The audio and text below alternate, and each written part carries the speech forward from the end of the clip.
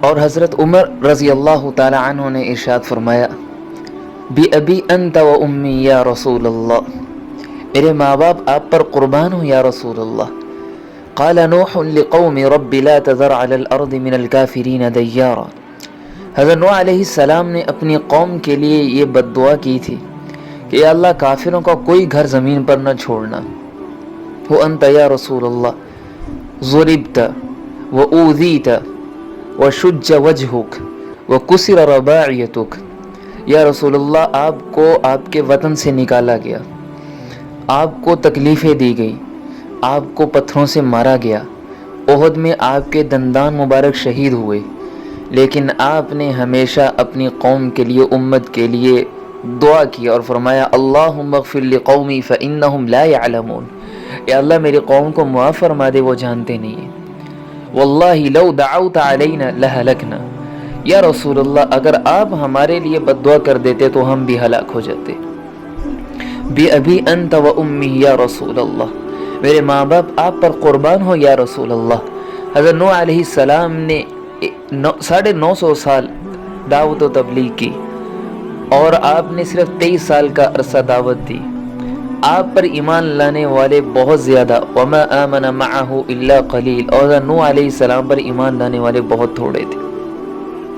میرے ماں باپ آپ پر قربان ہو یا رسول اللہ، اگر آپ ہمیشہ پوری زندگی صرف اپنے برابر کے لوگوں کے ساتھ بیٹھتے اور آپ ہمیشہ برابر کے لوگوں کے ساتھ کھانا کھاتے اور آپ اپنے برابر کے لوگوں کے ساتھ نکاح کرتے، تو اللہ کی قسم نہ آپ ہمارے ساتھ بیٹھتے، نہ آپ ہمارے ساتھ کھانا تناول فرماتے، اور نہ آپ ہماری خواتین کے ساتھ شادیاں کرتے، کیونکہ میرے نبی کا مقام تو بہت بلند ہے۔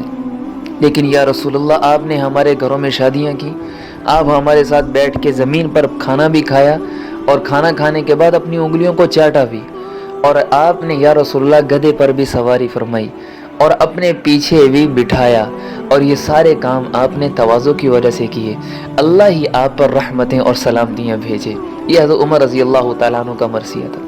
پچھلی کتابوں میں آیا ہے میرے نبی کی تواضع کے بارے میں، اتنی شان والے نبی ہیں، اتنی شان والے نبی کہ جن کے بارے میں اللہ تعالیٰ نے پورا قرآن پاک کی جن کی نعت میں اتار دیا، ان کے بارے میں پرانی کتابوں میں آیا ہے لو یمشی علی خشب الیابس لا یسمع من تحت قدمیہ من سکینتہ، اتنی شانوں والے میرے نبی، اتنی فضیلت بلندی والے میرے نبی، اس کے باوجود اگر وہ خشک لکڑیوں پر بھی چلیں تو تواضع اور عاجزی اور انکساری کی وجہ سے ان کے قدموں سے آواز نہیں آئے گی، اتنی آہستگی سے چلتے ہیں۔